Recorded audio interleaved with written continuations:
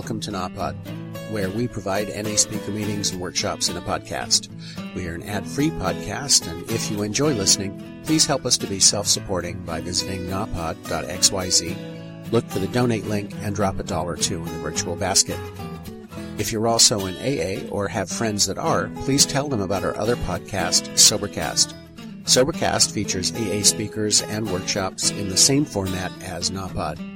We upload a new speaker every day, and it's easy to subscribe by searching for Sobercast, that's 2 words, on any podcast player app, or go to Sobercast.com. Enjoy the podcast, and thanks for listening.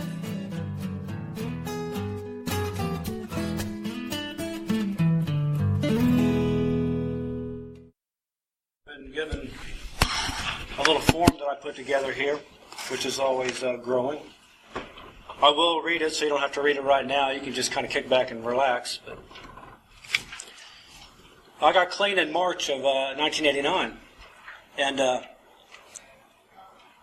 my first real experience with NA was with this region particularly, was seeing how the members unified together and made things happen. Not only the camp out, but just a few months later at a literature workshop.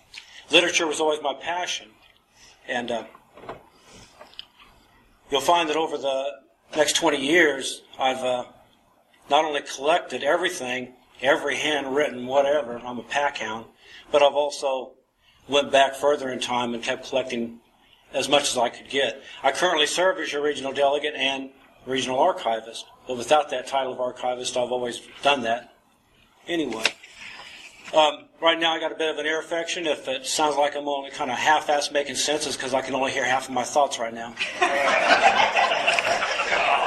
So bear with me.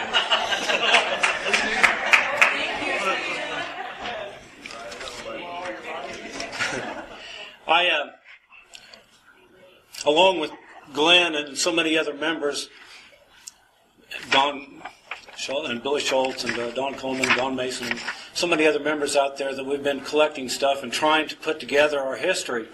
Because as you'll find as we get along in this, our history was extremely vast. Currently, we have 8 areas, and we comprise probably 80% of the state of Kansas. There was a time when we were quite multi-state, and so along with that separation, with new regions forming out of growth, a lot of our archives disappeared along with that, and our history has just kind of faded away.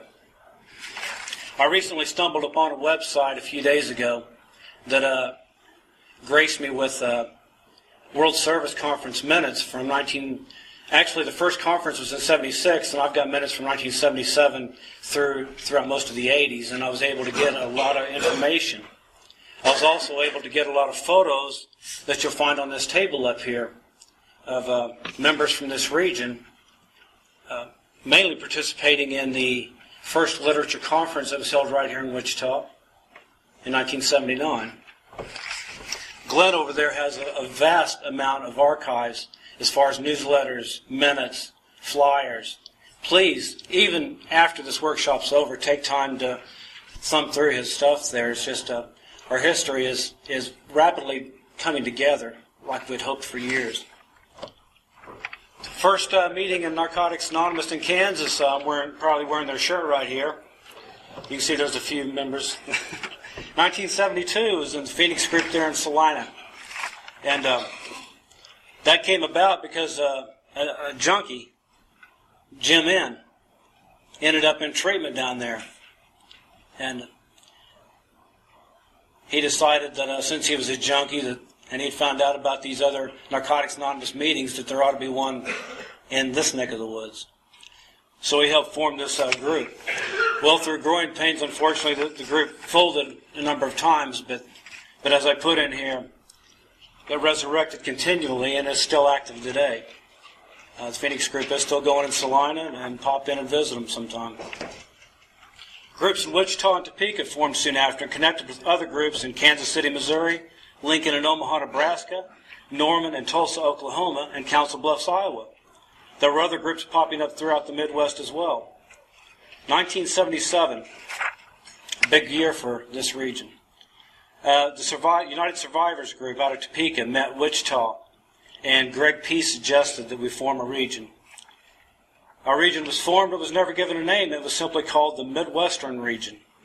The first newsletter outside of California came from Kansas, and this year also.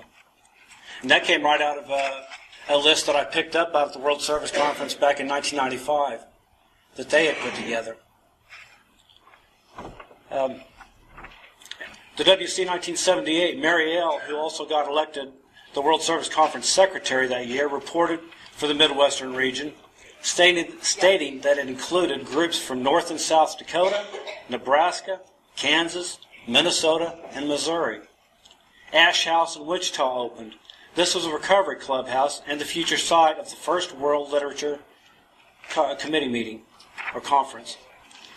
By 1979, Lawrence and Newton started meetings, as well as many towns throughout the other states mentioned. A&W reported in April 79 at the World Service Conference that the Midwestern region covered Kansas, North and South Dakota, Missouri, Nebraska, and Iowa. She mentioned Wichita having a clubhouse now, the Ash House, where they hold meetings and parties, as reported at the conference, and have 36 members on a good night. They also had weekend jaunts to Lincoln, Nebraska, which, by the way, Jim N. had moved up there after he got out of treatment salon there.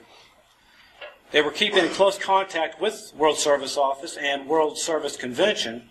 I believe it was at this conference where members from Kansas put in a bid for the 1980 World Convention 10.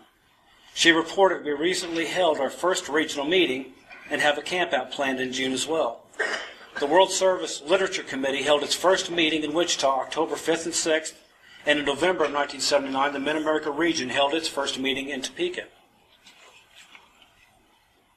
In 1980, Cliff H. of Wichita reported at the conference that new directories were being printed and how the region had grown tremendously since the last year.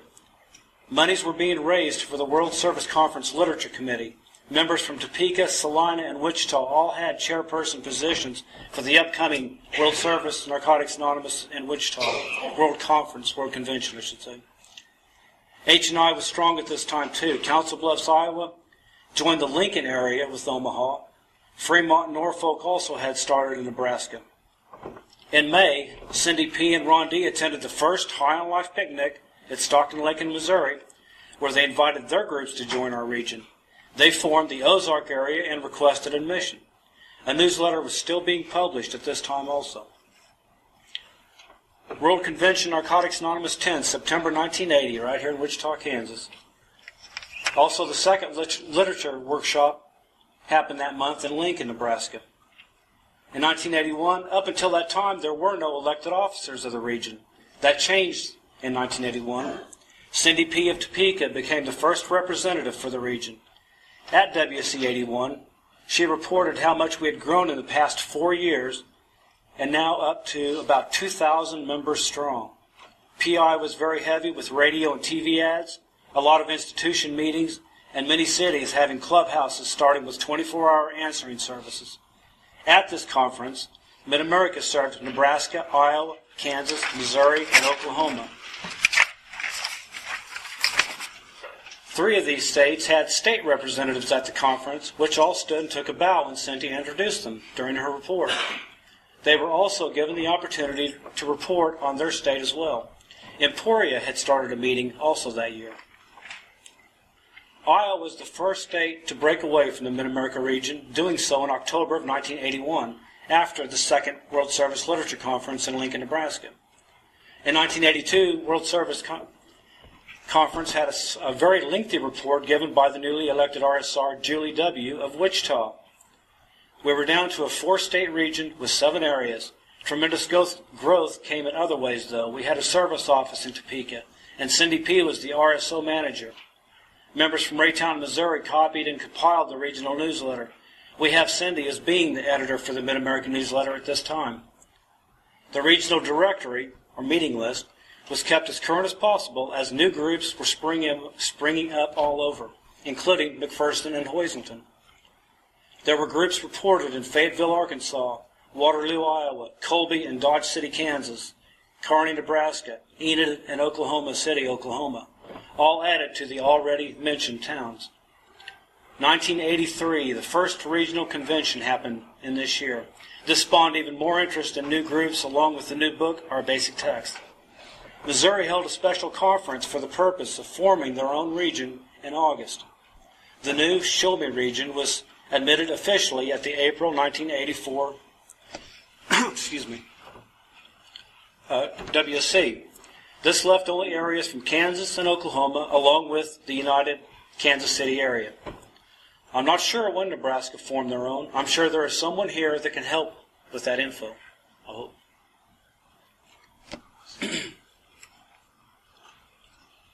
Kansas held their first state roundup in Wichita as a celebration of our growth. We had just groups popping up so fast, the meeting lists weren't coming out on a time basis. They were just, as soon as they would get something in, a new meeting list was updated and sent out. In June 1985, Oklahoma region was officially formed. Mid-America region consisted only of areas in Kansas and the United Kansas City area of Missouri. The fourth annual Marcna was held in Shangri-La Resort at Afton, Oklahoma, in March of 1986 as a joint effort with the Show Me and Oklahoma regions. Well over 400 people attended.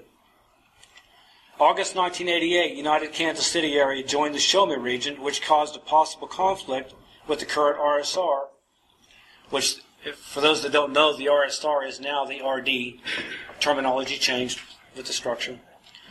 John B. was the RSR at that time, living in Kansas City. It was a consensus that is not a problem, and his participation was welcomed.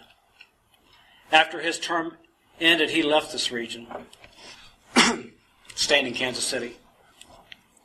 There was a motion at the RSD to change the name to the Kansas Regional Service Committee in November. It failed. An alternate motion was made for the name Kansas Mid-America Region. That also failed at the February 1989 RSC. Throughout the 90s, Western area had incorporated the groups from the failed Oz area. Another area, 5th Tradition, from Wichita, caused a need for new policy that was both painful and spiritual to adapt, but saw this region unify from it. The Mid-America region helped start and supported a multi-regional learning day that lasted 5 years, but had lost all regional support but the OK region by then. Now OK, Oklahoma changed their name to OK because they got groups from, well, a little bit of southern Kansas as well as Arkansas. So they changed their name to OK from Oklahoma to represent their growth. Let's see, I already got past that part. I'm reading my own stuff here again. 1995 saw this region help form another level of service, the Plain State Zonal Forum, which ironically enough had many of the states involved in the earlier incarcerations. Well, you know, I was out of prison by then, but I still remember it well. Incarnations of the Mid-America region.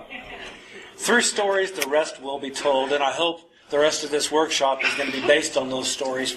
There's a lot of members here that have a wealth of information, and I see Linda's made it in here. I hope you have time to look at these photos up here. You're in them. At this time, I'd like to have Glenn come up. Oh, come on, Glenn.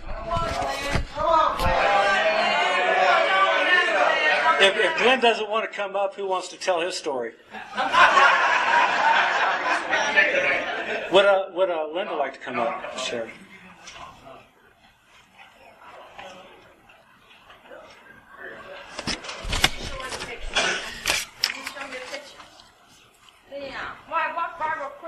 Linda has to look at the photos real quick. Yeah. Make sure she was there. Yeah. Memphis.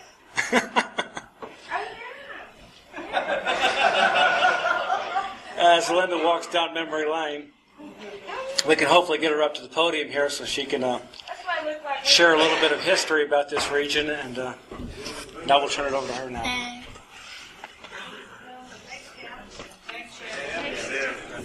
Okay. Hi, my name's Linda, and I'm an addict. And you really do need to get up here, Glenn.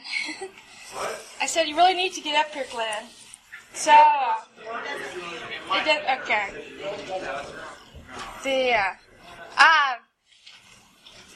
I know my memories are maybe different than some other people's, and partly because I don't necessarily remember a lot. And, I can't remember, like, what I had for lunch yesterday kind of stuff, And so there are a few things that stand out for me.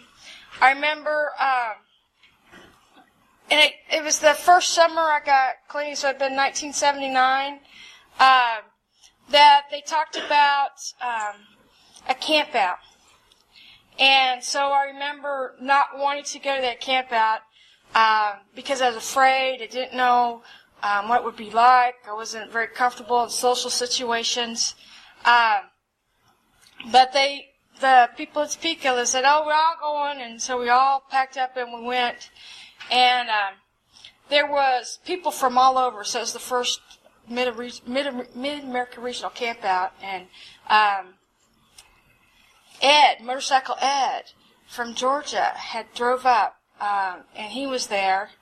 And so it was a real experience, to be with people from all over, the region, and to meet different people and to see that we were bigger than just Topeka. But one of the experiences that I had at that camp out was at the end, or end of one of the meetings, and we got in a big circle and we prayed. Ed took out footprints in the sand.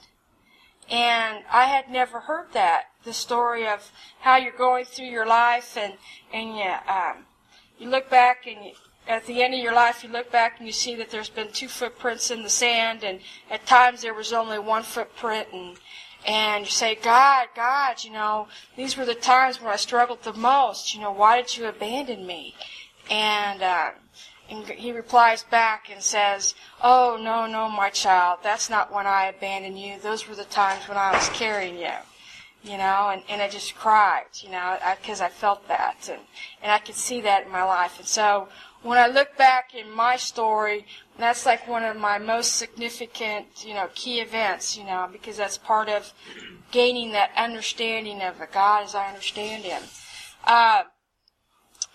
I know that, when we talked about the region from a Topeka's perspective, it was Cindy, because she was our connection not only to the other people, but also WSO. And so it was real important to, try to stay connected. And I remember Mark Z from Wichita and Julie W. and the people from Oklahoma and Jim M. from Nebraska. And so I know that part of the struggles were, as the region growing, was not only what was happening at the region level, but what was happening at our area level.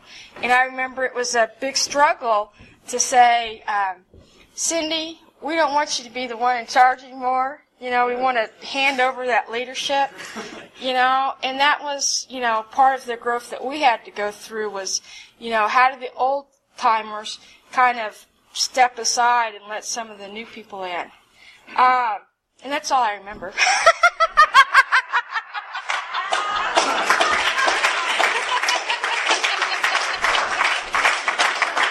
Don remembers. Don has a memory. Oh. Another one of our key speakers just walked in. We hope to have Cindy. She mentioned Cindy P., and she is in Topeka, and we'd really hope to have her here. But health issues kept her in Topeka, so our thoughts and prayers will be with her. But Don C., I almost said his last name. It's so easy to do, as with some of these other people.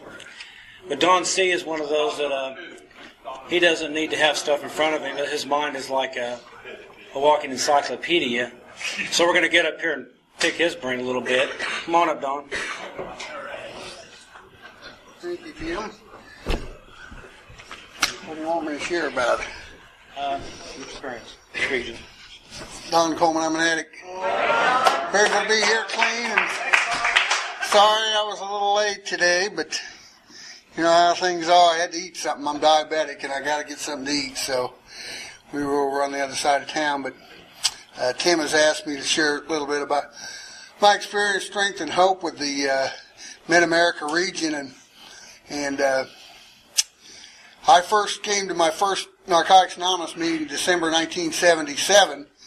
And at that time, there were like 3 meetings in the state of Kansas. There was one in Salina, and one in Wichita, and United Survivors Group in Topeka. And Glenn and I were the designated relapsers of 1978. And it was comical. It's a miracle that that both of us are clean today, because there's a place down there in Topeka called the Lighthouse that I met Billy at. 2, he used to sleep out back in a Land Rover. He lived out there behind the bar in a Land Rover I'd see Glenn in there, and Glenn say, I ain't never going back to them AA meetings. Hell with them. And I'd say, oh, you'll be back. And a few weeks later, I'd be using, and he'd be clean. I'd say, I'm never going to come back to NA. And he'd say, oh, you'll be back. And so I went on my last run from about October of 78. I got off probation and didn't have to go to them damn meetings anymore, so I was off and running. And but by that time, we had Cindy P. and Julie W. from down here in Wichita had made some connections with some people in Nebraska. A guy by the name of, we called him Junkie Jim back then, and found out that there were meetings in Nebraska. And we talked about forming a region. And, like NA is, we did things ass backwards. We formed a region before we formed areas. So, nothing like getting the big picture first. So they'd been in contact, and I came back in the program in August of 79. And in September of 79, I went to the first regional they had at a little place on Thomas Street in Oakland over in Topeka, which was Nebraska came down, and Cindy and people from Wichita and around. There was like 15 or 20 people there, and I was scared to death, boy. I'd never seen that many people clean, and scared me. I had to leave. But from that point, really, what helped Narcotics Anonymous grow in the Midwest, I think, more than anything, was that I was willing Wichita World Conference in 1980. Because from that convention, there were 2 guys from Joplin, Missouri, a guy by the name of Blackie B, and who's deceased now, and Bob R. And Bob R. was an attorney. And they were just awed by the Willing in Wichita. And Bob had gone to treatment down in Florida because he was a big-time attorney in Joplin, and he couldn't be seen, going to meetings and things. So he went to treatment in Florida, and he'd heard about Narcotics Anonymous. And he went to the World Conference in 80 and said, we need to start NA in Missouri. There were a couple of meetings in Kansas City. There was a guy in Kansas City that we'd been in contact with and been to meetings up there. And but Missouri was not organized at all, and neither was Oklahoma. So it was basically just Kansas and Nebraska there for a while. Well, after the World Conference, Blackie and Bob started NA down in Joplin, Mo, and they got in contact with people in St. Louis and different in Kansas City, and basically Missouri's region was formed, and they joined our region. About 1980, somewhere between 80 and 81, there was a woman that went through treatment at the Miniger Foundation in Topeka named Sherilyn, and she was from Tulsa, Oklahoma. So she stayed in contact with Cindy and went back to Tulsa, Oklahoma and started NA meetings there. So the next thing you know, our area was Tulsa, Oklahoma. There was another guy, and his name was Jim from Waterloo, Iowa, and he was at the World Conference in 1980. And he started coming to our region. And so we had a region basically of Iowa, Kansas, Missouri, Nebraska, and Oklahoma. So we had a 5-state region at one time. And, of course, back then, we didn't have conventions like this. As Glenn remembers, we stayed in people's houses when we traveled, And I remember one time going to a region down in Joplin, Missouri, and we stayed at a guy's place who owned the massage parlors. And we stayed in the trailers where the ladies usually were. And I carried the card around for a long time. It's called the Royal Treatment Center, and I used to have I've been to the Royal Treatment Center. So, and then we went to St. Louis, Missouri one time for a regional.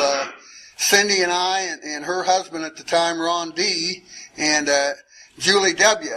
And just for the weekend, we had to put all their suitcases. I just sat on the goddamn trunk to get the trunk to close in the car, because they had 3 or 4 suitcases apiece, and I just had a little one like this. And then we got pulled over by the Missouri Highway Patrol on the way back because we were speeding back from St. Louis. But we stayed in people's houses, and that's how it was. And it was that small and that close-knit that we all shared with each other, and we stayed in each other's houses. And I remember the guys from Oklahoma, when we went to St. Louis, the cheapest motel was one in town that had the X-rated movie theater. On the a guy named Jimbo and some people from Oklahoma stayed in that motel, so we stayed around some interesting places when we went to, so when I became an officer later on in the 80s, our area representative, and I'd snivel because I'd have to drive like to Garden City or someplace, when the reality is, that's short compared to where we had to go. And eventually, what happened, the World Service in the 80s started saying that, in order to help the states organize and to get participation stronger, that each state needed to be a region. So Nebraska came and first, and they dropped out. And I'm not sure who did. I think Iowa was next to leave. Do you remember? Well, I don't think I made it first and then Nebraska. Was it?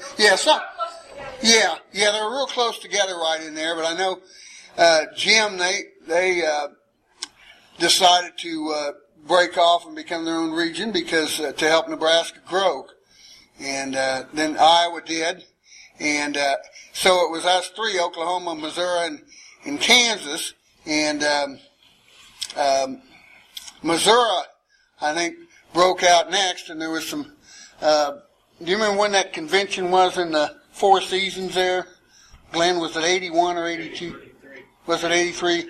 Yeah, because right after that, and there was, a little bit of bad blood there, and of course, between Missouri and Kansas, that goes back a long ways. But yeah, what happened? We decided that we would have our first regional convention because other regions were having regional conventions, so we couldn't decide where to have it. Some people wanted to have it here in Wichita, of course, and then the people in Oklahoma would go along with that, and then some people wanted to have it in Kansas City because we'd get more people nationally, because of the airport and things. And people in Missouri had the Lodge of the Four Seasons. They wanted to have it down in Missouri. So what happened, some politics went on. Believe it or not, there is politics in NA.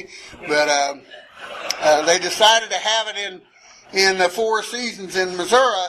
And Missouri said, we have it here this year. You can have it in Kansas next year, and then we'll rotate it and stuff like that. Well, right after the convention, Missouri gave the region back the seed money and dropped out of the region. So there was some bad blood there over that, the way that ended.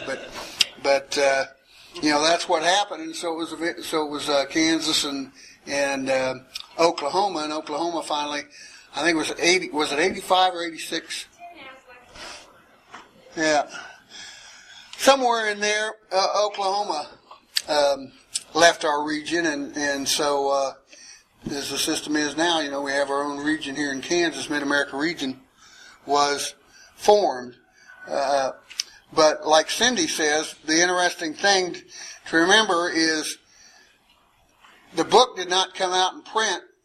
The copyright is 1982, but if you know NA history, they were supposed to have the book out at the Milwaukee World Conference in 1982, but I went up to Milwaukee in 1982 and found that the $25,000 seed money that they had given the addict to print the book disappeared, and the addict went to the printer went to Mexico, where he got arrested. But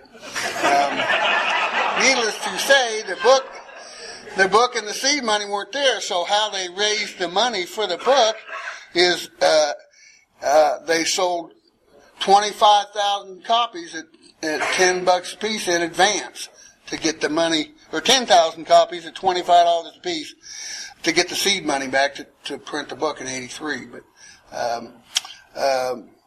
so all the stuff that went on in our region, really we were without the guidance of a basic text and the organization there. And if you look, Cindy likes to say our whole region was started with a white book, because that's all the literature that we had, and all the guidance that we had. And when Kansas was started, when our region in Kansas was started, there were only about 6 meetings in the whole state, Dodge City and Newton had a group, and Wichita had a group, and Topeka had a group. Lawrence started in 80, I think, wasn't it, Glenn? I think it was 80. I can't remember. Yeah.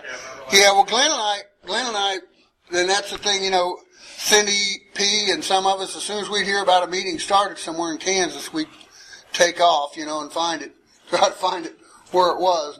And Glenn and I used to go up to Lawrence when they started in 1980 and go to meetings up there. And then I remember when they started a meeting in Junction City. Meeting started about 81. That was real interesting. We went up there to go to the meeting, and we decided to stop at the McDonald's and down on Washington Street, and there was 2 pimps in a knife fight out in the street, and we thought that was pretty cool. Ron and I wanted to go over there and see what was happening. Cindy said, "You guys stay in the car." So they said, "Okay." But, that's the kind of stuff that happened. You'd go to any lengths, kind of, and that's...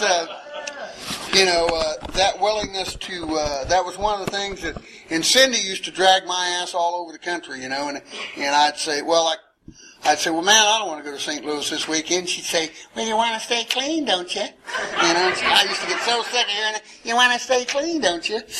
And that's what we did. I mean, and like I told somebody last night, back in those days, I said, hell, we did drive-bys before gangbangers ever thought about it. Because if you were in home group and you were in relapse, Cindy would call your house. And if you didn't answer, she'd drive by, Or, I lived with Mom, and I'd call up and say, tell her I'm not here, and she'd come by anyway. They'd come by your house, god dang, see how you were doing in your relapse. But we were small and tight-knit, and, that's part of the reason that our home group in Topeka is called United Survivors, because that's what we were, survivors.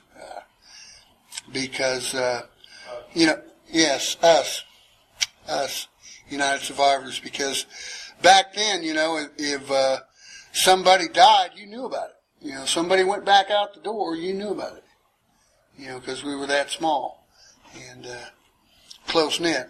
And, that's one of the things that I kind of miss today about that. But with growth comes change.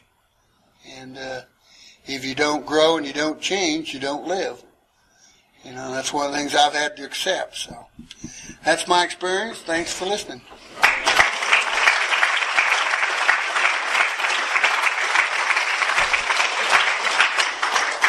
Thanks, Dawn.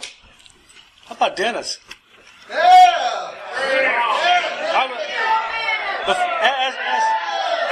Dennis is kind of old, so he's going to take a little bit to get up here, so I'm going to tell him. Tell him about the red suspenders, Dennis. The red suspenders and flour. I was listening to him share in 1980 at the World Convention at the tag meeting on Thursday night, the start of it. And that was very exciting to hear. You know, I only met him in 1989 because he is from my home group. He started my home group. So I'm anxious to get him up here and hear his experience with this region. Get him to laughing. Thanks, Rob. Don't tell them all about your 13 step.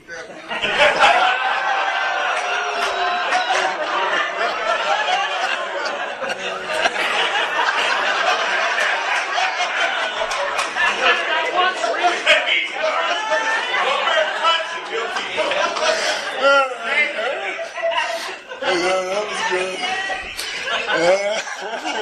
I'm Dennis. I'm an addict. Oh, that's great. That's great. And that's what got me going with this.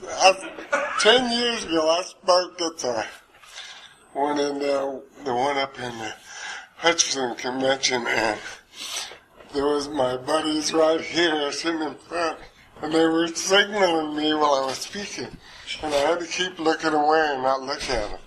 So, yeah, when I do this, you talk about 13 seconds. And they had it all planned out. But, I cleaned up in 1979 and stayed clean for about 14 months and got my teeth pulled. And when they pulled this side, everything was all right. When they pulled that side, everything was all right. And when they pulled the front, I said, whoa, I gotta get teeth for 5 weeks, so I'm gonna sleep for 5 weeks. I know how to do that. So I went out and bought a little pot and I started smoking it and going to sleep. And I'd run up the meetings in Salina and tell them I'm having trouble. And after the meeting, an old timer up there had 2 years. You know, that was a god. 2 years. An old timer was 1 year. And as soon as the meeting was over, out the door going, I jump in my old VW van and fire up a joint and head home. Well, I heard about a camp out down in Newton, and it was a 4th of July camp out, so the night before, I got loaded and went to sleep, and I think it was on a Friday, that Friday when I went to the camp out, and I went down there clean, and there was like 30, 40 people. And it was Junkie Jim, came from Missouri then. I think he lived in Missouri. He might have been in Nebraska. But there was 30 or 40 people then. And I decided, they accepted me with no teeth. And I was talking program. I didn't tell them I'd been out the last couple of weeks smoking pot. I didn't tell Ray that. And if anybody knows Ray, you don't tell him things like that, And I just met him. And during this whole camp out, he was going, why haven't you got NA going to McPherson? Why ain't you got it? And I thought, hell, I got 36 hours clean. Yeah, I'm going to get him in here. But I didn't tell him that, And so we had a good time at the camp out. I went home, I got my bag of dope, and I gave it to this gal at the convenience store. Of course, there was a gal. My M.O. and I hadn't used since, and that was in 80. And I'd heard about the convention at this camp out, the World Convention being in Wichita in a couple of months. So I went down there to the convention, and they made me a host. I had a little bandana on it. And you know how our name tags now are all sealed up and everything else?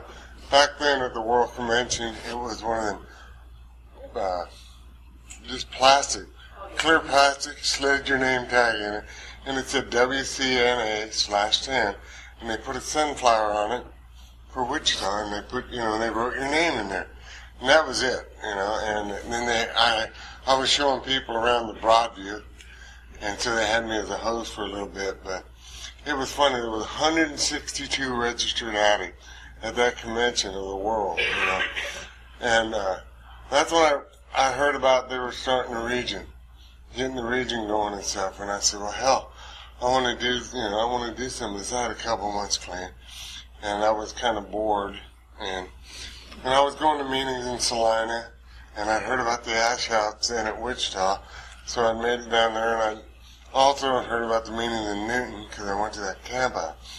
And so I started running down there.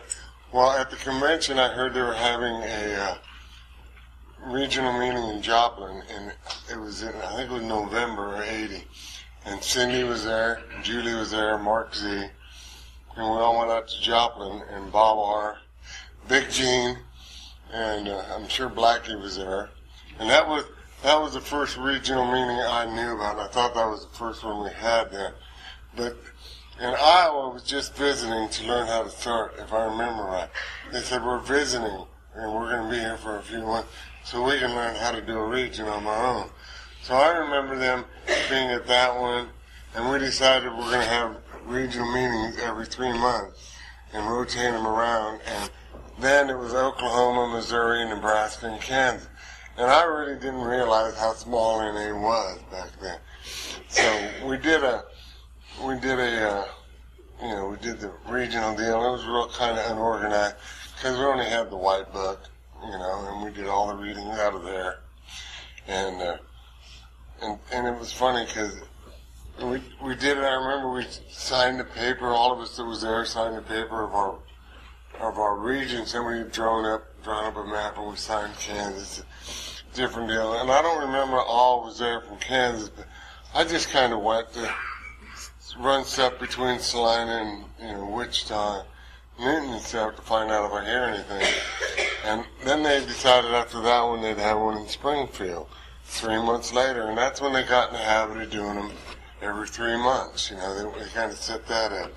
And I remember we went from, to me it was Joplin, then Springfield, then Kansas City, and I think it was Lincoln next, and then Wichita, and then we went to Norman, Oklahoma, and then we went to Wichita, and then St. Louis. And at Wichita, that was my 7th one, I guess, 6th or 7th, and I'd gotten married, so I decided I had to bow out of doing service work because I ended up with a couple of sons, instant family. But that first year I ran around, I logged the miles that I was doing. I was keeping a track of it. And I drove 11,000 miles running stuff for NA back then. And that was just for fun, for things I could do and just to hear what was going on. But they slowly started forming it. I remember they elected Cindy P. as the first regional rep, and she was going out to California. And it was regional service rep, RSR, none of this RD stuff. And well, they didn't want to be like AA, so they, changed the names around and stuff back then because it was really trying to divide away and stay from, that's part of the reason. But it was fun, you'd run around and do stuff. And back then we started a group. I finally started a group, and I tried in 81, early 82 to start a group in McPherson, couldn't get it going, so quit. And in 83 we started a group in McPherson. And you call out the World Service Office back then, and you want to pick up some medallions or, well, not medallions, but key tags, because they really didn't have medallions in. Jimmy K would answer the phone, because you're calling his house. And you talk to Jimmy for a little bit, and ask him how things are going. And, he'd ask, well, how's your group going? This thing's going good. Yeah, it's slowly coming along. And nowadays you order something from World Service Office, and in a week, 10 days at the most, it's there. It's at your house. Back then, you'd wait a week, 2 weeks, 3 weeks, a month, maybe a month and a half, and you get your stuff. Because Jimmy was running it all on his own, and it was in his basement of his house out there in Sun Valley. And it was kind of fun, and I didn't realize at the time I was talking to the founder of NA, and, it didn't really sink into you then, but, that's just the way it was back then, and it was a lot of fun, and you met a lot of good people. You go to a function. Back then there was a dance or two a year, and you go to a dance, and there'd be people from all over the state there, and maybe somebody from Nebraska or Oklahoma or Missouri, they just pop into a dance because that was a function and the only one going on and stuff. And you go to a camp out and there'd be 50, 60 people, 70 people, and they'd be from all over, not just in Kansas, but the different states. And you met a lot of people and stuff, and it was just it was a lot different. I think they got too much stuff going on nowadays. Because, you go to a camp out or something and there's 30 people, But back then, there was 50 people, but they were from different, all over the place. And there's so much stuff going on now, you don't get the closeness and the camaraderie, and you don't share like you used to. And back then, you sit in a meeting, and if you're a newcomer, they tell you to shut up, and maybe 6 months when you learn this program, you can talk, when you learn how to do stuff, it wasn't this nice, say what you want to say, just ramble on for 10 minutes, and don't say nothing.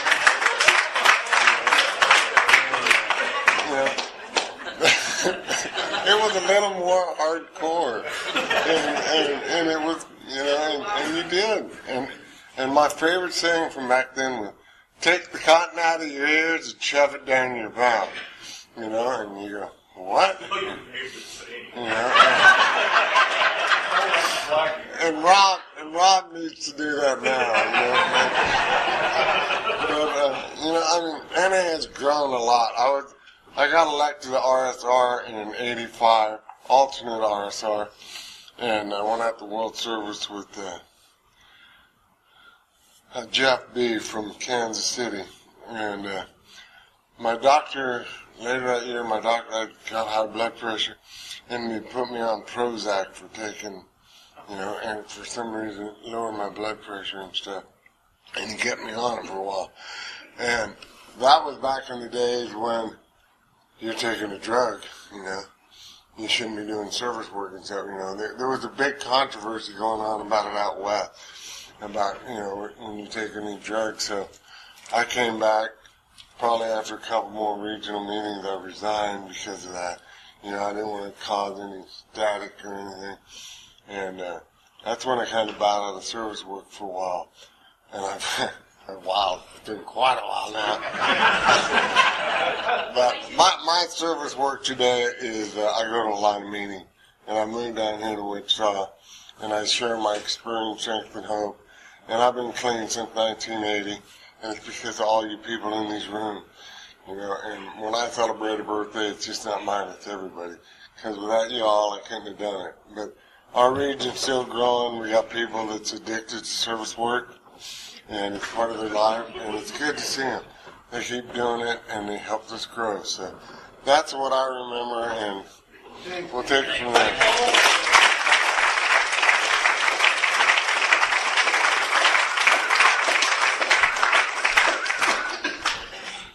We still have a little bit of time.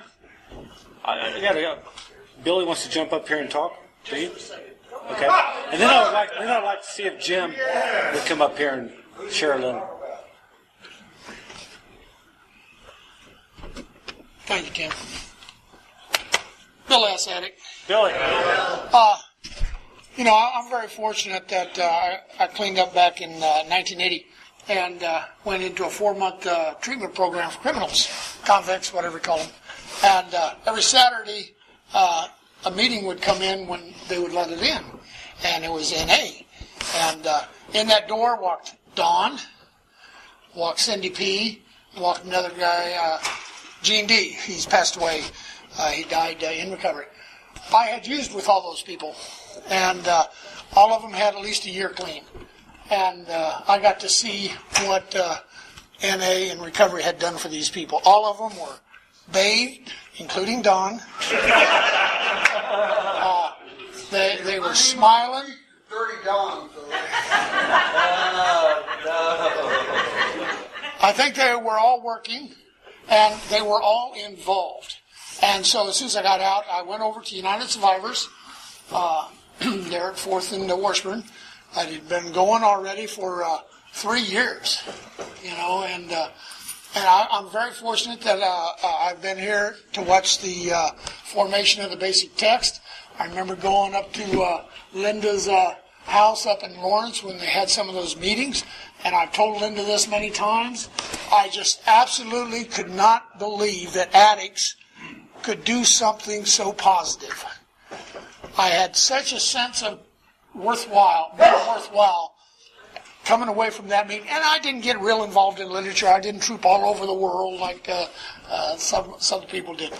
But the effect was astounding, and it's astounding enough that even today I can look back and I can remember sitting kind of like on a porch where we were doing the paperwork and everything, and said, I'm a part of something so positive, and that's had a profound effect. The main thing I want to talk about was,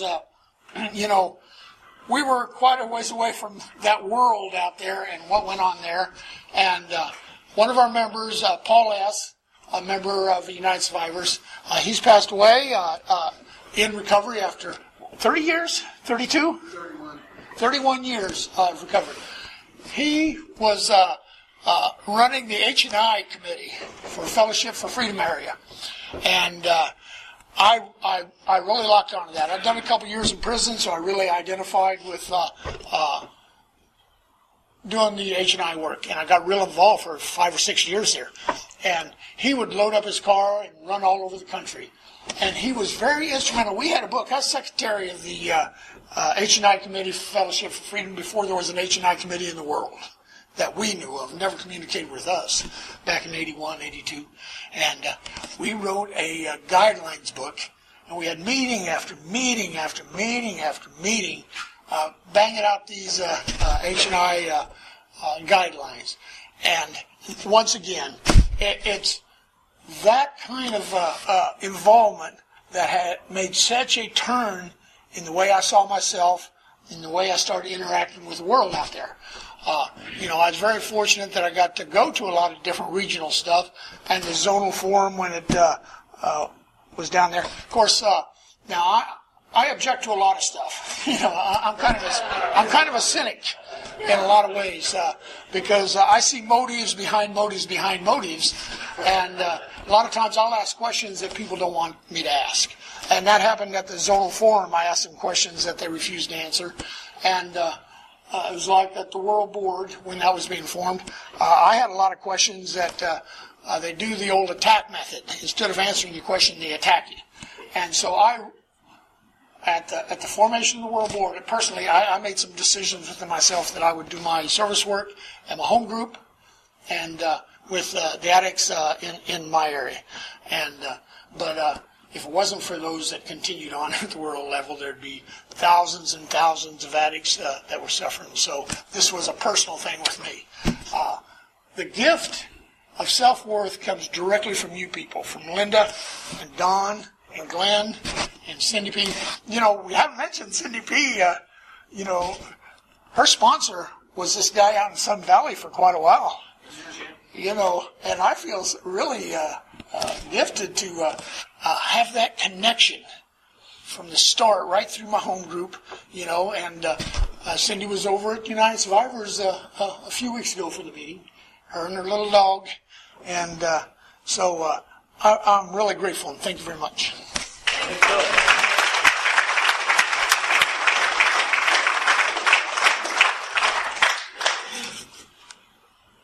We're going to get Jim M. from Salina up here now. The oldest group in Kansas. The oldest group in Kansas.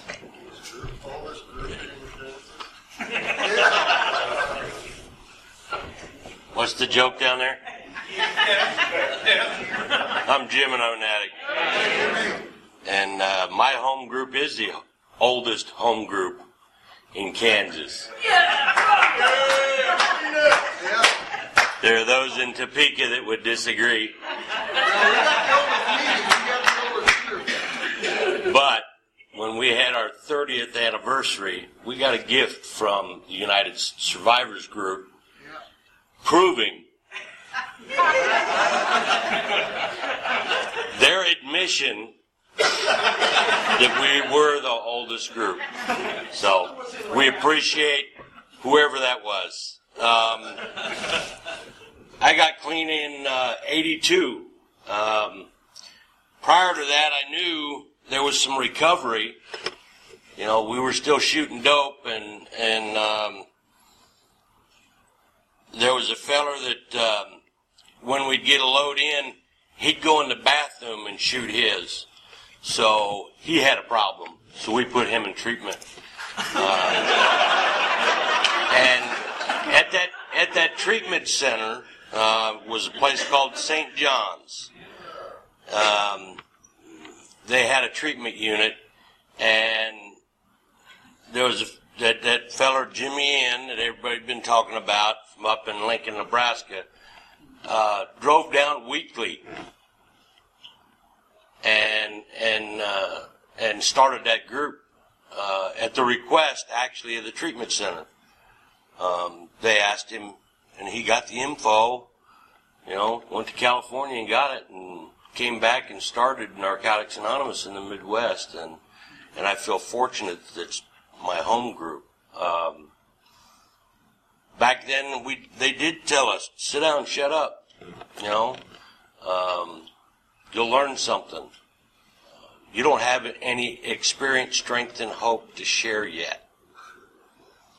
You know, things like, well, when you get to the 12th step, then you can share.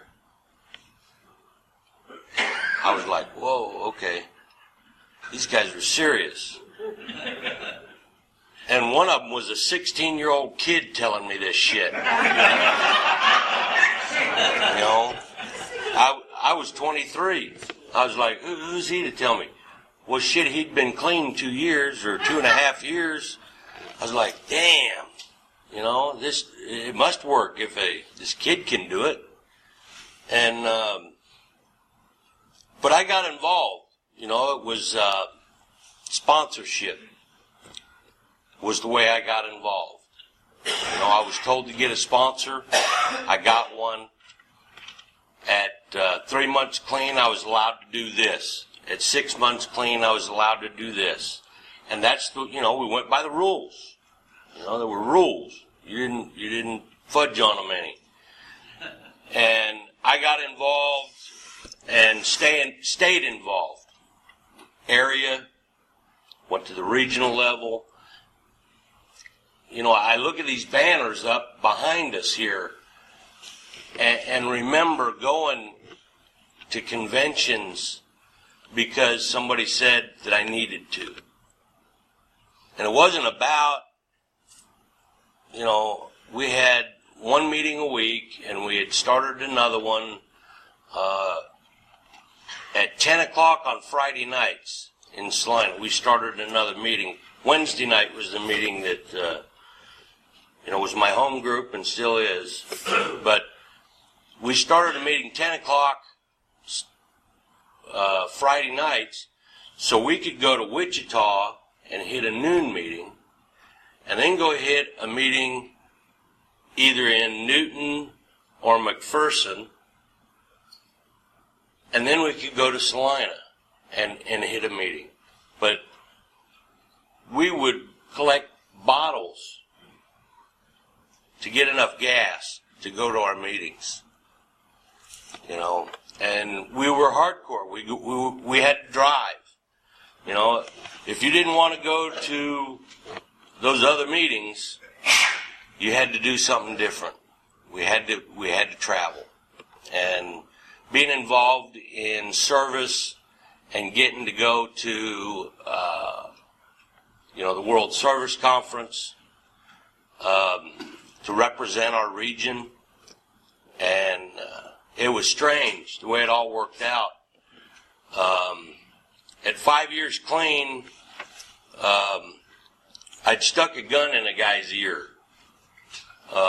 He was stalking my old lady, and I had enough of it. I saw him downtown Salina one time and pulled over and jumped in his vehicle and stuck a pistol in his ear. Well, a week later, I was in a psych unit, you know, and I don't know why, but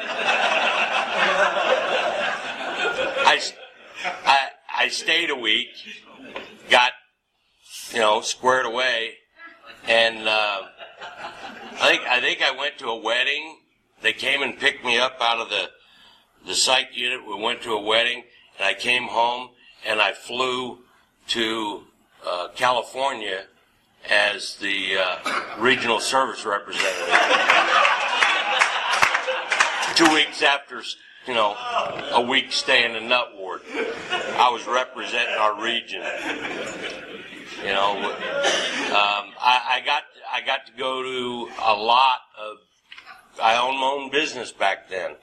I got to go to a lot of World Service quarterly meetings around the country and meet people from all over the world. And that was amazing. I got to be on the World H&I Committee as a voting member. When it just so happens we were writing the handbook for H&I, and the wonderful people that I met from all over the world. And I remember regional meetings where people would stand up and beat on the tables and get pretty excited about the way they felt. And that excitement was at the world level also.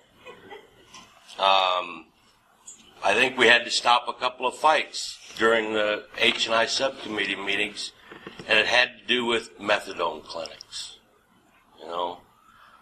Whether or not that's an H&I meeting or not. But the Mid-America region grew. Our convention, I remember standing up at the microphone in Kansas City and telling everybody that the next Mid-America Regional Convention was going to be in Salina at the new Holodome, and we were having a seafood buffet with crab legs. And you know what? There wasn't even a vote. We just did it. Thank God I had already got a proposal from the hotel. But it was great, being involved, being just the growth, the state of Kansas, we struggle, but, in Mid-America Regional has struggled over the years. But there are those that have, dedicated their lives to making sure, and that's what I see, There are those people in this room that have just dedicated their lives to this region, and I want to thank them. Thank you.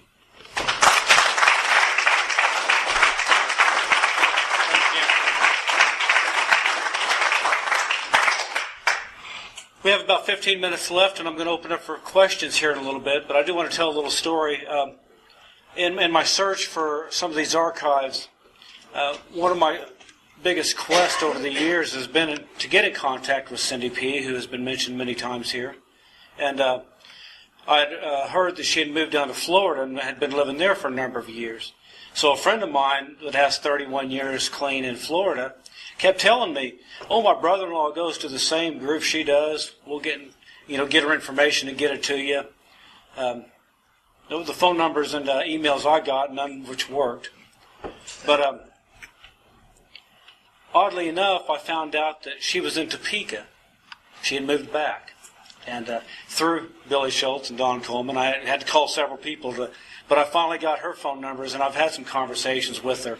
And she had planned on being here.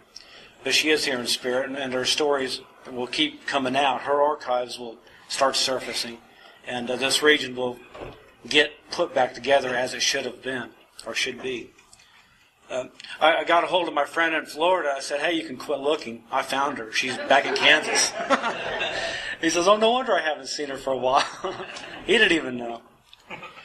At this time, I'd like to open it up for questions.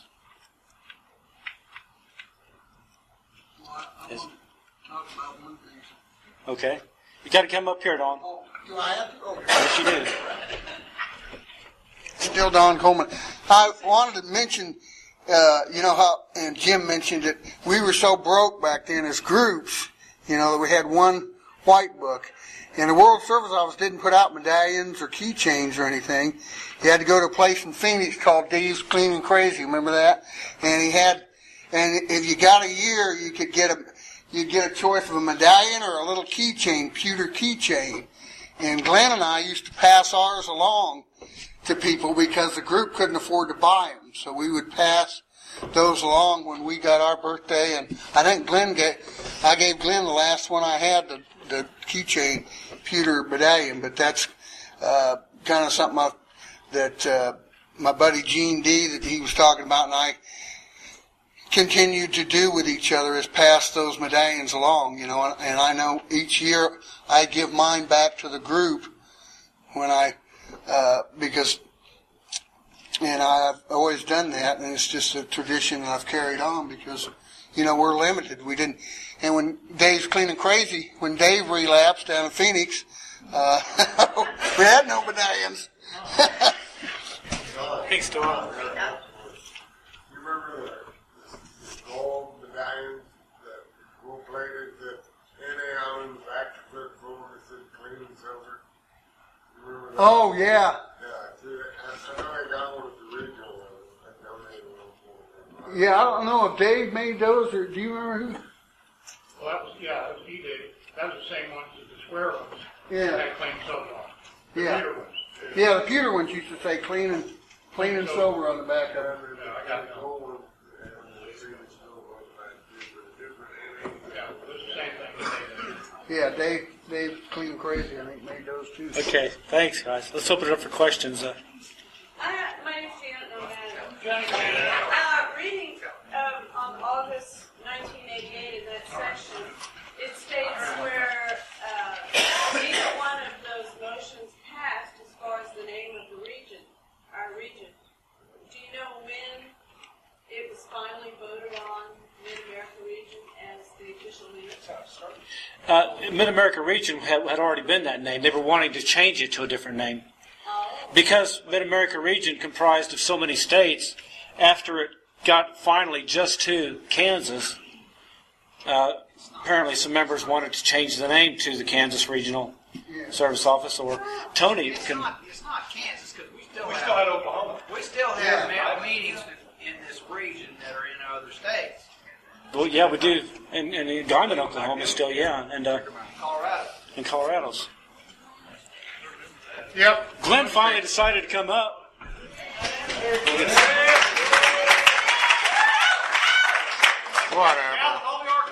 Whatever. I'm at England. And real quick, I've always been a pack rat. So since I was a kid, I still have stuff. When I was a kid, I collected, and like all my archives there, you know, that's like 7 notebooks full of archives. I got a couple more that I already gave to Tim. He's making up a big history thing of NA. He's putting it on disc. So the Mid-America region will have it on disc. But I have I'm going to say between 25 and 30 more notebooks this thick full of NA stuff. And I've always collected it, but I just never ever put it together. I've never put it in sleeves. It's just all in boxes and chester drawers and boxes. And so, anyways, you know, Tim came to me and asked me for it. I've had quite a few people in the Mid-America region come to me and ask me for archives, but I've never ever wanted to give them up and share them. But I feel, you know, that get a little wiser and older, and you know. What's that? Anyways, you know, I felt it's the right thing to do. So I've been giving it to Tim. He's putting it all on compact disc, and that's why I brought him this weekend. One of the stories about the banners back there is Oklahoma came here and bought them from the Mid-America region, you know, at a convention, and they took them back to Oklahoma. So me and another member, Marty, went down there one year, and they had them up. They had them up for bid, and we went down there specifically to buy them back. And we got the bid up to like $800. We had to stop. We didn't have any more money, and we were pissed. And me, being the addict that I was back then, broke in that room and stole them.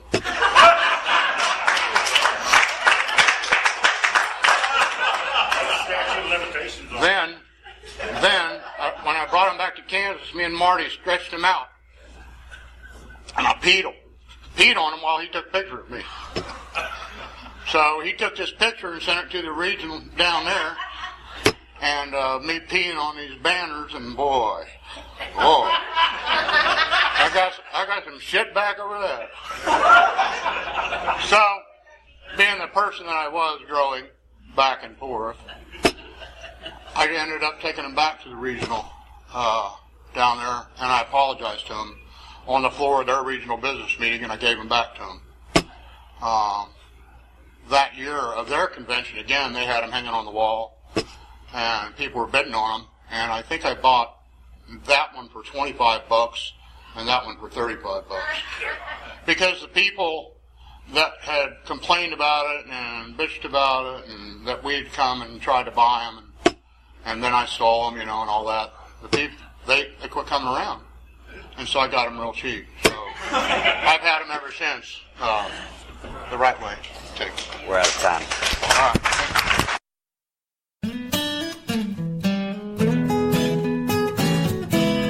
Thank you for listening. I hope you enjoyed the podcast. Please help us improve our ranking so others can find us by putting a review on Stitcher, iTunes, or your favorite podcast index. Nawpod is ad-free thanks to the folks supporting the show with $1 more per month. If you enjoy listening, you can join them by going to nawpod.xyz and looking for the donate link. Thank you for listening. Have a great day.